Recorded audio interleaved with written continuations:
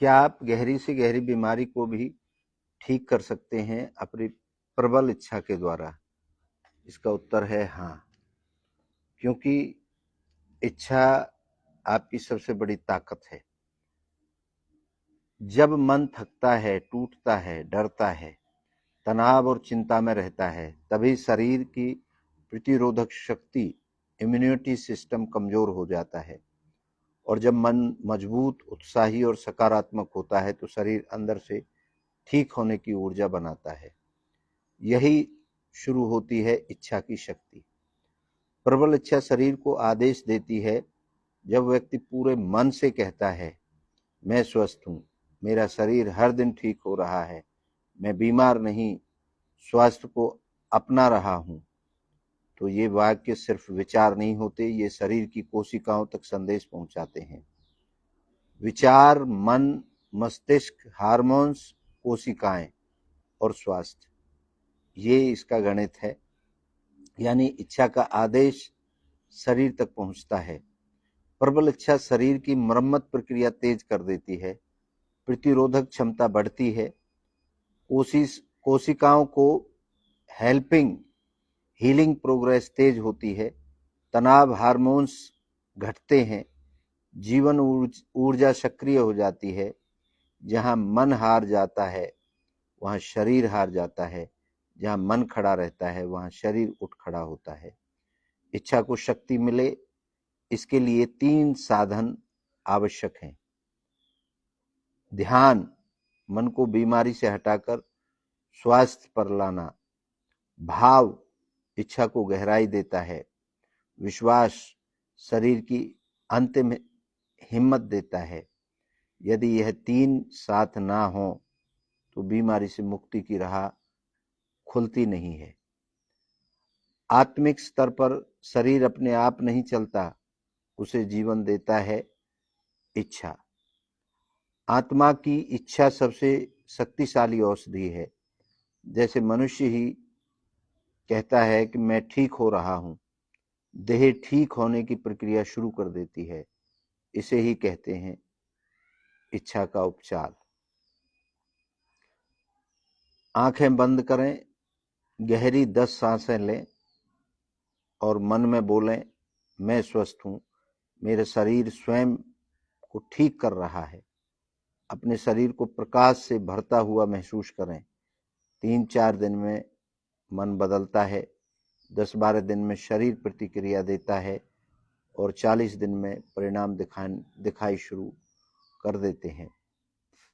जो बीमारी मन से पकड़ी गई है उसे शरीर से दवाइयां नहीं, मन से छोड़ा जाता है। दवाइयां शरीर की मदद करती है, डॉक्टर मार्ग दिखाते हैं, लेकिन अंतिम उपचार आपकी इच्छा करती है। बीमारी शरीर में हो सकती है, लेकिन ठीक होने की शक्ति मन में होती है और मन को शक्ति देती है आपकी प्रबल इच्छा। ये इच्छा का गणित है। एक सच्चा उदाहरण है, अमेरिका के विश्व प्रसिद्ध साइकिल खिलाड़ी लॉन्स को 1996 में स्टेज 3 कैंसर हुआ। कैंसर इतना बढ़ चुका था कि डॉक्टरों ने अब 30 दिन से ज्यादा जीवन बचना मुश्किल है, लेकिन लॉन्स ने एक वाक्य कहा, मैं मरने के लिए नहीं, जीतने के लिए पैदा हुआ हूं। मेरी इच्छा किसी बीमारी से बड़ी है। उसने केवल इलाज नहीं किया, उसने अंदर से लड़ने का निर्णय लिया। वह रोज खुद से कहता था, मैं ठीक हो रहा हूं, मेरा शरीर मुझे बचा रहा है, मैं अपनी बीमारी से बड़ा हूं। इलाज के साथ ध्यान, सकारात्मक सोच, आत्मविश्वास ने उसके शरीर को अंदर से पुनर्जीवित किया। 1997 में कैंसर पूरी तरह खत्म घोषित कर दिया गया। कैंसर डॉक्टरों की उम्मीद से पहले समाप्त हो गया। उसके बाद उसने खेलों में वापसी की और फिर चमत्कार हुआ। कैंसर के बाद वह सिर्फ सामान्य नहीं हुआ, बल्कि दुनिया का सर्वश्रेष्ठ साइकिल खिलाड़ी बना और प्रतियोगिता को लगातार 7 बार जीता।